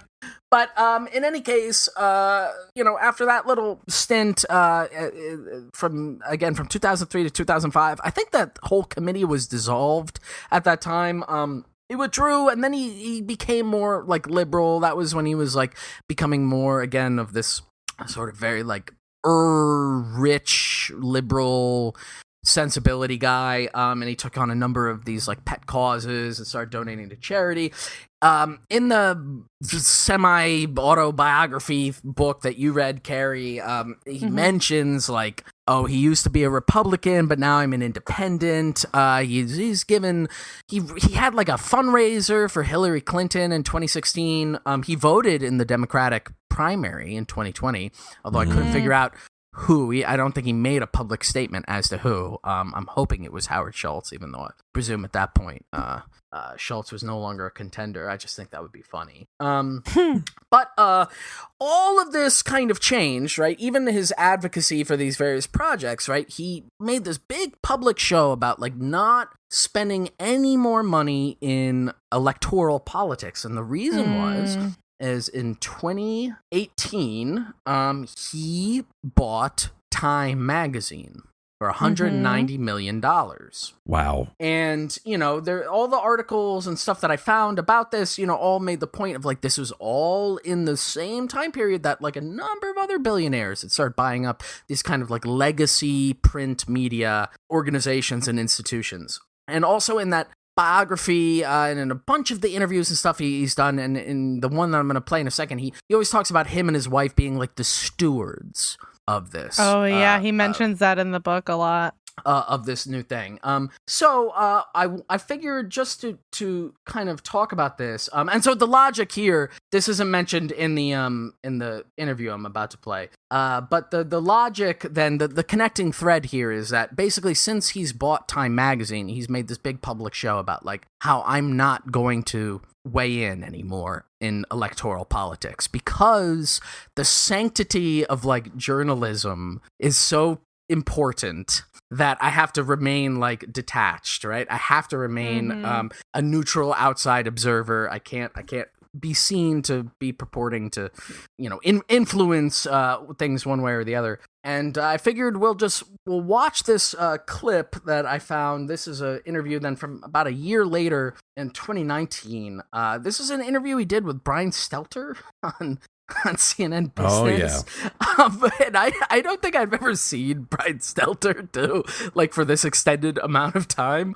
But like, what a little quisling. Like, what a little, like, just like a little shit-eating guy. Oh, yeah. And so I don't know if it's the sleep deprivation, the overwork, or just the fact that I watched like a ton of these Marc Benioff interviews. I watched like that Davos one that you sent, Dwight. But this one really tickled me. It's about 6 minutes long. I figure we'll just play it. We can stop and go if we want to. But a few things to notice from the outset, right? Like, listen for the listener, right? Like Marc Benioff's affect, right? Like how he's pitching these things. Think about like how he's working through this stuff that is heavily prepared for like a softball interview, and listen to like how bad it is.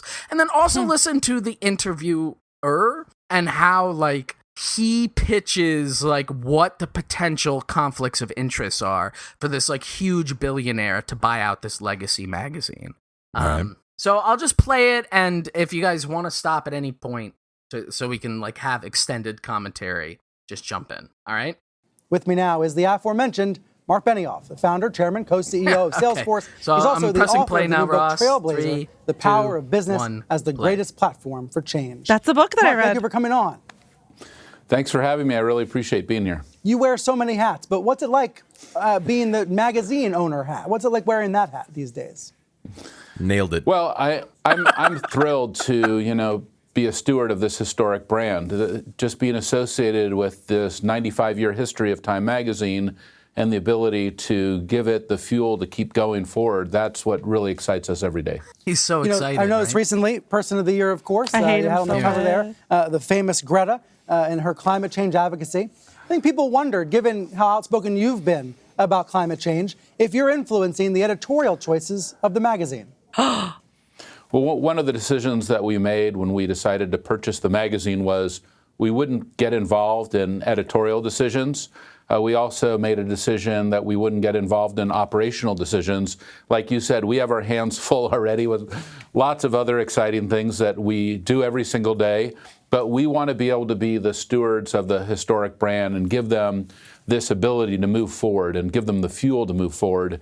And that's really our core relationship with Time. Does He's that mean just you're so willing to helpful. lose Can you money pause to it? be doing that? Yeah, Because- I wanted to pause right there. So to be clear, the main issue that's being, again, lobbed at him is like, are you advocating for climate change too hard? Is that how you're influencing the magazine?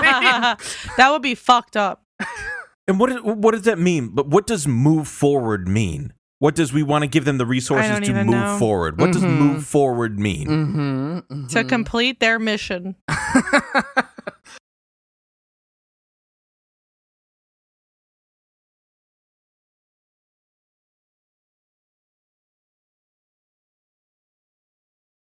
We're at a moment in time where each one of us and every company has to ask a question: what is our highest value? What is the most important thing to us?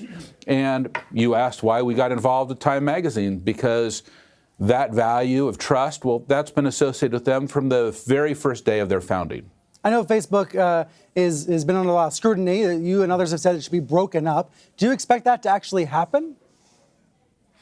I do. I expect a fundamental reconceptualization of what Facebook's role is in the world, and what Facebook's role is in regards to the word not just trust but truth. What? And when you have an entity that large with that Even much the interviewer's potential face is impact like, what is he and talking about? not fundamentally doing good things to improve the state of the world, well, then I think everyone is going to have it in its crosshairs. And since I first kind of made that statement, right, which was in January 2018, at the time, I don't think people really understood what I was saying. Yeah, I mean, again, here's this thing that, and Carrie, you mentioned this, that he brings up a lot as like within the corporate culture is like trust, right? Like, Right. And he'll continue to get into it when he talks then about like the other like tech companies that he's like positioning himself against. But it's like a weird way to take this like weird corporate logic speak and try to make it this like bigger social value. Like the important thing here is trust in like the society writ large. Right. We've been talking about the next 10 years this hour. In 10 years, will there be a print edition of Time still? Oh, absolutely. You can see the print edition is probably more popular than ever. If you've seen the last issue that just came out, which I think you mentioned, the Person of the Year issue, I think it's probably the most successful issue of Time Magazine of all time. And you can see that there's a resurgence of consumers who are excited to receive the magazine at their home every week. The team at Time is incredible in the work that they've done over the last few weeks to deliver this issue. I think is probably some of the best work of their lives. And thinking beyond Time Magazine, you've been outspoken about where the tech industry needs to be. Where do you see big tech, including Facebook, which you've been very critical of, where do you see these companies moving in the coming years? Well, you can see Facebook is the new cigarettes for our society. It's What? something that badly needs to be regulated. It's something that is not good for us. It's something that the company is out for our kids. And they're certainly not exactly about truth in advertising. Even they have said that. He loves the Facebook is cigarettes line. We're really in squarely. You can tell he felt trust, really when good the core about vendor it. themselves cannot say that trust is our most important value. Look, we're at a moment in time where each one of us and every company has to ask a question: what is our highest value? What is the most important thing to us? And you asked why we got involved with Time Magazine, because that value of trust, well, that's been associated with them from the very first day of their founding. I know Facebook has been under a lot of scrutiny. You and others have said it should be broken up. Do you expect that to actually happen? I do. I expect a fundamental reconceptualization of what Facebook's role is in the world, and what Facebook's role is in regards to the word not just trust but truth. And when you have an entity that large with that much Fucking got their impact, ass. and not fundamentally doing good things to improve the state of the world, well, then I think everyone is going to have it in its crosshairs. And since I first kind of made that statement, which was in January 2018, At the time, I don't think people really understood what I was saying. Today, I think it's crystal clear that our fundamental role and our relationship with Facebook needs to change. That was nonsense. So a couple of things to pick apart here. First of all, there's a great Trumpy line where he's like, Yes. I think the issue that you brought out is probably Time's most successful issue of all time. Yes. Everybody knows that the Time Person of the Year thing is a great luminary award. It's something that's extremely prestigious that only has been reserved for great people of honor like Adolf Hitler, for example. Right. But so there's that element there. But then there's the trash talking of the tech stuff. There's this little game of Facebook is cigarettes for us now. But then the other roundabout thing that I think is interesting here relating to our previous elements of discussion is he says I said Facebook was a problem way back in January 2018 and nobody thought, and think even from the most basic level in terms of social media activists and big tech activists and academics and legislation. This has been in existence basically since social media's inception. Yes. And there have been a million things, even in the short period that it became apparent to him, not even necessarily in a good or positive way, but there was a huge moral panic about social media, particularly Facebook, in the wake of the 2016 election. Right. Well, nobody had ever thought about it before. But Marc nobody Benioff, had ever though. thought about it before he did. He's so smart. What a smart guy. Okay, and now here for the last bit of the interview, he's shit talking Facebook. Listen to the little turn, and there's a key little thing here that the interviewer throws out, and then listen to how he takes it. And what about your own media consumptions, patterns? How do you consume news and media these days? Well, I consume media in a lot of different ways, and of course, one of my favorite ways to consume media is Time Magazine. Loser. The second part of consuming media for me is, I'm an avid user actually of one of the social networks, Twitter. I know that you and I are both on there, and that's been important to me. And then also I have subscriptions, physical and digital subscriptions. I have binders and full I of subscriptions. spend a lot of time with that every single day. You mentioned Twitter. If Facebook is cigarettes, is Twitter heroin? What is Twitter? What? Well, I think Twitter is actually quite a bit different. Because he uses it. There's no finish line when it comes to building trust. They've gone through their set of challenges, but for sure, Facebook has been the biggest offender. And as an example, you can see both organizations made very different positions in regards to political advertising. That's true. That's a good point. So let me wrap up with you. A big prediction for the next 10 years. Where will we all be in 2030? I'm going to let this play because I love this. No pressure. Well, I think, artificial intelligence is probably the biggest driver of change in media and also in all of our lives. You can see that. I'm sure you, like I, have a voice-based ambient computing. We're talking to our Alexa or Google Home or our Apple HomePod to get some of our news, to get our entertainment, to get information. Our software and systems that are around us, our phones, our cars, our homes, they're paying attention to us, they're listening to us, and we're talking back to them. And that is going to become a huge, major change in terms of media over the next 10 years, because as those systems know more about you and understand what you want, if you opt into that, it's going to start to give you feedback, and you're going to start to see things that look a lot more like a scene out of the Minority Report than out of a page of Time Magazine 10 years ago. Can I just say really quick, my suspicion was that Salesforce had a partnership with Twitter, but not with Facebook. Shockingly, Salesforce partners with both Facebook and Twitter. So while he's saying that Facebook is so dangerous, yes, his company is partnering with them. Yes, and so, I think the great tell there, and again, this ties back to something we were talking very briefly about on the Patreon episode for this week, but it's why does he go so hard after Facebook and not Twitter? Right. Because he likes Twitter. That's he it. likes it. That's it. Right. And again, that's philosopher king bullshit. That's just like, well, the things I like, they're Must actually be pretty good. And in fact, specifically, like I mentioned, with fucking Jack Dorsey, he had like a personal squabble with him. And yet still likes Twitter because, like, oh, that's the one I like. I get that one. I like that one. That one's good. Facebook, dangerous for society. Cigarettes. And when the guy then, Brian Stelter, again, total Quisling, but, like, is asking him, like, oh, so then is Twitter heroin?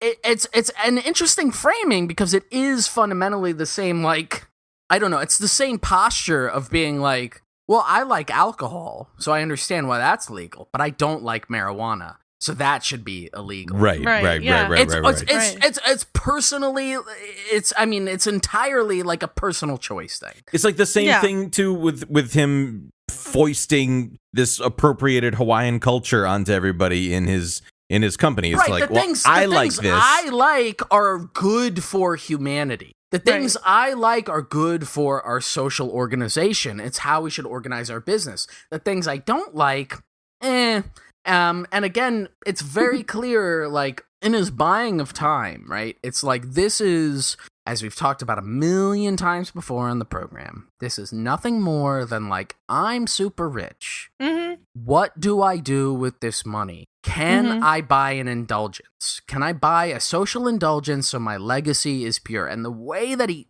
continually hammers the phrase of, like, steward, right? I really do think that for him, and again, $190 million, that's a big chunk of change for me, you listener. For him, drop in the bucket. That's nothing. Yeah.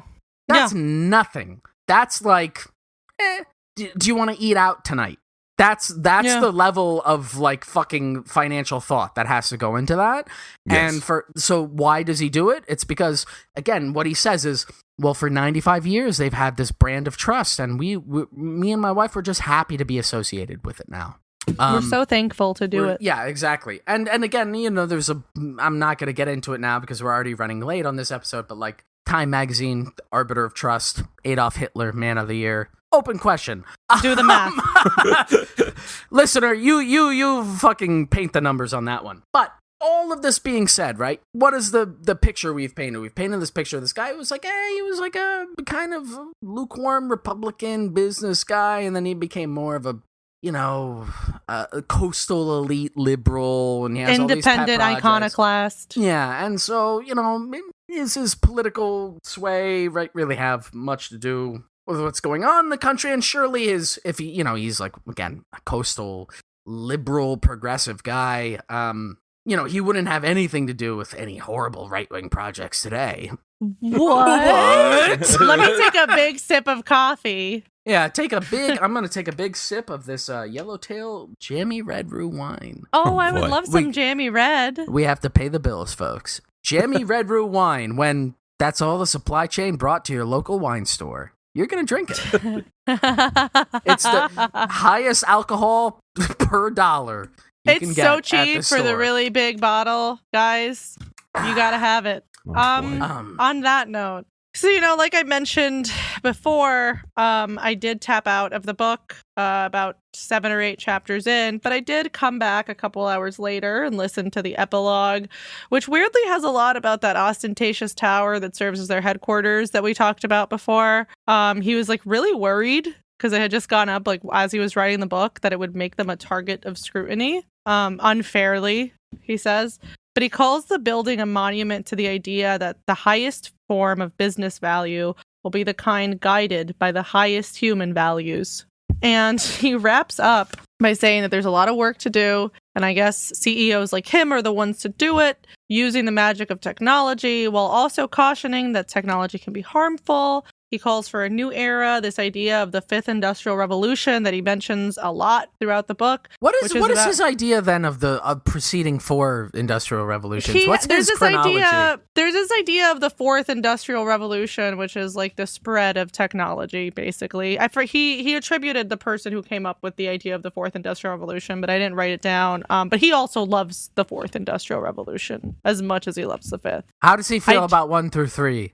He doesn't say, unfortunately. We can at him again. His at is at Benioff, Benioff. I'm gonna write him a letter, and by write I mean I'm gonna get a couple of Time magazines and cut out letters from them and construct a letter to him.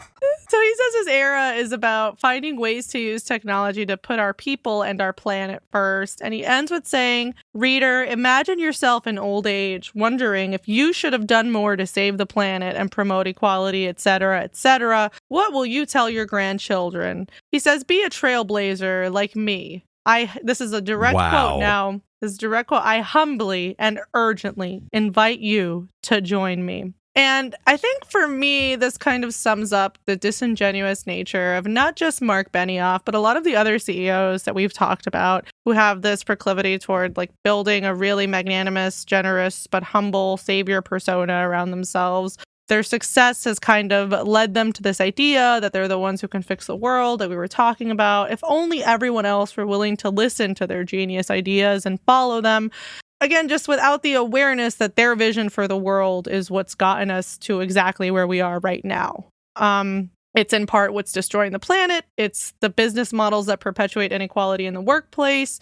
It's the algorithms that lead to someone not getting a job or someone staying in jail instead of being released because a computer said they're still dangerous. It's companies like Salesforce, like the other big cloud companies, the tech infrastructure companies that support the day-to-day operations of, like I mentioned before, and like I'll get into, Customs and Border Patrol, but also law enforcement, the prison system, the courts, any system of oppression you can think of. In this fifth industrial revolution that Benioff is imagining, all these institutions whose primary function is to protect the interests of capital, to keep people in their place, they're supported by companies like Salesforce. And this is not an exaggeration. It's not a shifting of blame. They just literally can't run without them. They can't do their hiring, their onboarding, their internal reporting, analytics, payroll, you name it, and they can't do it. They're totally dependent on these apps and on the help of men like Marc Benioff. And I'm obviously not the first person to talk about this. This was really talked about a lot when the Salesforce contract with CBP was announced in March 2018.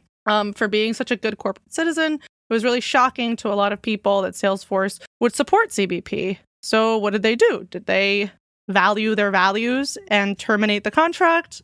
Obviously not. It takes a really long time for a contract like that to go through. That was like a purposeful seeking of their business, right? Absolutely. So in an interview with Recode, you have to respond to their request for proposal, right? You have to woo them. Like that was Salesforce seeking out their business. It's not like CBP came to Salesforce. Like their pre-sales team contacted the tech people at CBP to get their business. That's what happened. Right. Like you have entire business development departments to like cultivate those sorts of relationships and shit. Yes, like dozens of people at Salesforce worked really hard to get this huge contract that they will still not let go of. Right. And in an interview with Recode after that contract was announced, Benioff said, there were a lot of things that were being said about us that weren't true. That's fine. That's not really the point. That's fine. That's not the Trump point. voice. They're haters and losers. The point in my mind is that we didn't have a way to have the conversation, and now we do. And I think every company is going to need to be able to have a structured conversation around humane use. I don't think there's going to be any finish line when it comes to the ethical and humane use of technology. That is, we are in a new world, and how our technology that we're creating here is going to be used, whether it's in the US government or in corporations, well, that has to be looked at. And this is what I referred to earlier. Yeah, this is what I referred to earlier. He's almost saying, like, it's really good that we did this so that we started this conversation, which is so important. Like, that's basically what he's saying. And it's, other than that, it's just like a fucking non-statement. It's just like, you know, hopefully this gets a bigger conversation going, as if the conversation is the point and not the material harm that they're supporting. And he also said around this time that he personally opposes family separation at the border very strongly, but that Salesforce, so brave. But again, Salesforce is not political. But he says that Salesforce software does not directly aid in family separation, even though in his book, and every time he does a fucking interview, he goes into great detail about how critical Salesforce software is to every part of their client's business. And it really is. Again, I'm sure there's people at CBP that like every part of their job takes place within Salesforce. So 3 months after the contract was announced, Salesforce announced a $1 million commitment to ending family separation at the border. What a... Of course. It's an insult, honestly. It is. And That's what they do. Like I was saying, they materially support existing structures of oppression, and then they try to put a little bow on it and say, I'm actually a good boy. Look at me. I'm so good. It's like carbon offsetting, but for genocide. Oh my God. Wow. Yes. Jesus fucking Christ, dude. And after that, a ton of workers at Salesforce had signed a letter calling for them to terminate the contract. And in the end, what they did was they offered $250,000 of that $1 million commitment to Raíces. And if you're not familiar with Raíces, I assume if you're listening to the show, you probably are. But if you're not, that's the Refugee and Immigrant Center for Education and Legal Services. They provide legal aid. They also provide housing through Casa Raíces for undocumented immigrants and asylum seekers. And I'll just end my bit with this. Raíces rejected that $250,000. Here's a quote from the statement released by Jonathan Ryan, the executive director of Raíces, on why. Quote, when it comes to supporting oppressive, inhumane, and illegal policies, we want to be clear. The only right action is to stop. The software and technical services you provide to CBP form part of the foundation that helps ICE operate efficiently, from recruiting more officers to managing vendors. While you justified continuing your contract with CBP by claiming that Salesforce software isn't working with CBP regarding the separation of families at the border, this is not enough. Your software provides an operational backbone for the agency and thus does directly support CBP in implementing its inhumane and immoral policies. There is no way around this, and there is no room for hair splitting when children are being brutally torn away from their parents, when a mother attempts suicide in an effort to get her children released, and when an 18-month-old baby is separated from their mother in detention. Pledging us a small portion of the money you make from CBP contracts will not distract us from your continuing support of this agency. We will not be a beneficiary of your effort to buy your way out of ethical responsibility. End quote. I think that says it all, right? That's what really valuing your values as an organization is, not this mythos that Benioff has concocted around himself in Salesforce. It's rejecting the blood money. If I can also add one further detail here, and this is from a Guardian article from 2018 by Sam Levin, and I'll just read a brief quote from it. Quote, at the height of the family separation crisis over the summer, Benioff contacted a leading not-for-profit group to discuss the growing opposition to his firm's contract. This is Raíces. And then backed out of a call at the last minute, saying he was busy with vacation activities, the email showed. What? Quote, I'm sorry, I'm actually scuba diving right now, Benioff wrote to Jonathan Ryan, the executive director of the Refugee and Immigrant Center for Education and Legal Services, on July 23rd, the day of their scheduled call. End quote. Oh my God. That is fucked up. What the fuck? That's fucked up. I don't even know. I'm sorry. I'm actually scuba diving right now. I'd love to take your call, but unfortunately, there's a luau theme at the resort. I'm so sorry, Johanna. We're still family, but that's I'm so busy. I think a pointed fuck you. I think it absolutely is. But that also speaks again in kind of tying all these threads together. That speaks to the weird delusional, like, I am enjoying this cultural appropriation of like this kind of particular new agey Pacific Island life thing, and I care about all of this stuff, but the way in which he cares about it is like it's a vacation to me. Right. Yeah. It's the actual people that are involved in the various elements of my empire. I don't want them to get in the way of, like, again, there's a luau theme. We're going to have, like, pineapple and ham. I got stuff going on today. Can I take the call about ending my company's support of a essentially genocidal project tomorrow? How about next week? Can you guys reschedule next week? Eric Clapton's coming tomorrow. I really want to make sure I can catch that. It's not important to him. It's not a priority for all this, like, for all these books that he's written and all these interviews that he does. The reality is that it's just all bullshit. And he gets to do it. Like, he gets to build this image. And a point you made to me, Carrie, too, when we were talking about this earlier, right, is like he made this big show of when he took over Time to be like, I'm not going to involve myself in politics anymore. Right, yeah. Because for him, as a rich guy, what involving yourself in politics means is like electoral politics. It's like donating to candidates. Right. So I can still, through my company, support evil political things that are happening. Right. But if I'm not giving to XYZ candidates, and by the way, he was still like up until he was even acquired time, he was like giving to Republican candidates and stuff as well. But like the idea there is that like, oh, if I stop kind of vocally engaging in a public way with elections, then I'm no longer political. But of course, as a capitalist, he is political. Like the things he does are political. The choice to make, no, I'm not going to take that call with a nonprofit that I contacted because I'm busy scuba diving. That is politics. He rejected it because he knew that they were going to reject his money and he didn't want to deal with it. He just didn't want to deal with it. It's a nuisance to him. If the marginalized people won't just take my money and shut up, then I don't want anything to do with them. Right, yeah. That's what it is. That's a whole new problem he just discovered. Being an asshole. Nobody ever had to deal with that before he did. Oh, man. Just another fucking hypocrite. Well, I was going to say we should end on what would be like the punishment for him, like we do sometimes, but I think what I was going to say would be too graphic, and I won't do that. And I appreciate that restraint, Carrie. I really appreciate that restraint. Sometimes when you're snorkeling, oh boy, you might get a little a water intake into the snorkel. That's so true. Not quite the same as scuba diving, although I could imagine, one of ththose tubes could get cut. Okay. That's so true. I'm going to send a picture of what I was thinking. And in this image, Benioff would be the figure in the middle of the image. Sure. Yeah.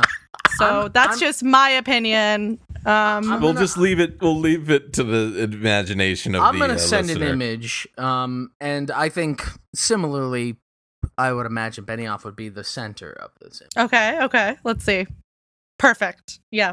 No notes. Okay. No notes. Everyone, I think we've made our point. You can send images so easily now. Thanks to Benioff. our friends. Until next Salesforce. time. This podcast was officially sponsored by Salesforce. So, guys, it's time to pay the bills. What did you think this weekend? Were you able to use any customer relationship management software? Oh, yeah, I love customer relationship management software because I was able to relationship manage my customers.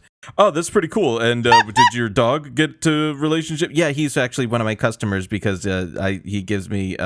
he lives in my house, and he's my customer because I give him dog treats. Oh, so that's pretty cool. So Salesforce, just do it. I don't know what the dog is really racist also.